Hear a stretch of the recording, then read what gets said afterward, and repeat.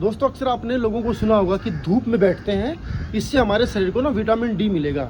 लेकिन क्या आप सही मायनों में जानते हैं कि क्या केवल विटामिन हमें धूप से ही मिलता है, या इसके अलावा इसका कोई और भी सोर्स होता है, या धूप में ऐसी कोई खास क्या ही चीज़ है जिससे कि हमें विटामिन डी मिलता है।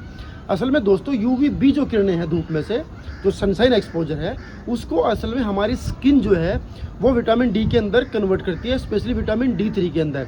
तो अगर आप कपड़े वपड़े पहन के धूप में बैठते हैं तो समझ करके चलिए कि आपकी स्किन उसको विटामिन डी में कन्वर्ट नहीं कर पाएगी, पहली बात।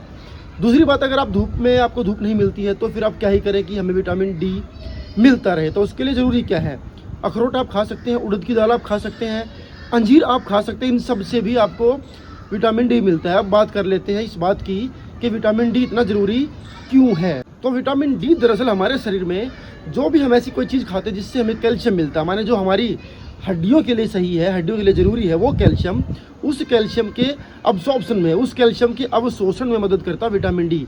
इसका मतलब ये होगा अगर आपके शरीर में विटामिन डी की कमी है तो फिर आपकी बॉडी कैल्शियम भी नहीं बना पाएगी, आपकी हड्डियां भी ऑटोमेटिकली जो है वो कमज़ोर हो जाएंगे, आपके दांत भी कमज़ोर हो जाएंगे।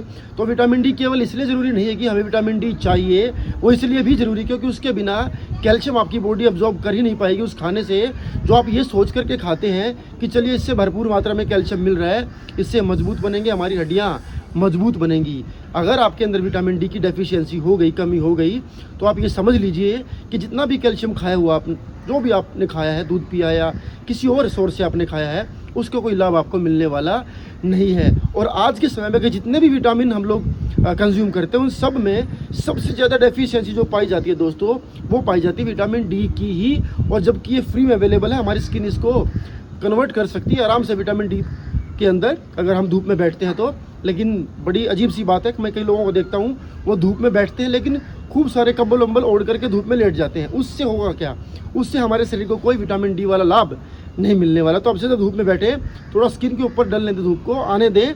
और इसमें भी दोस्तों एक बात है, वो बात ये है कि जिसकी स्किन ज़्यादा डार्क होती है उनको ज़्यादा देर धूप में बैठना पड़ता है, उनकी स्किन को ज़्यादा टाइम लगता है विटामिन डी जो है वो उसको बनाने में। और जिसकी स्किन फेयर होती है दोस्तों, वो बड़ी जल्दी उसकी स्किन बना लेती है धूप से विटामिन डी। तो आज के बाद ये बात आपको ध्यान रखनी है कि आपको अपने स्किन टोन के हिसाब से धूप में बैठना है। 20 मिनट से लेकर के घंटा आप जो है धूप में बैठ सकते हैं।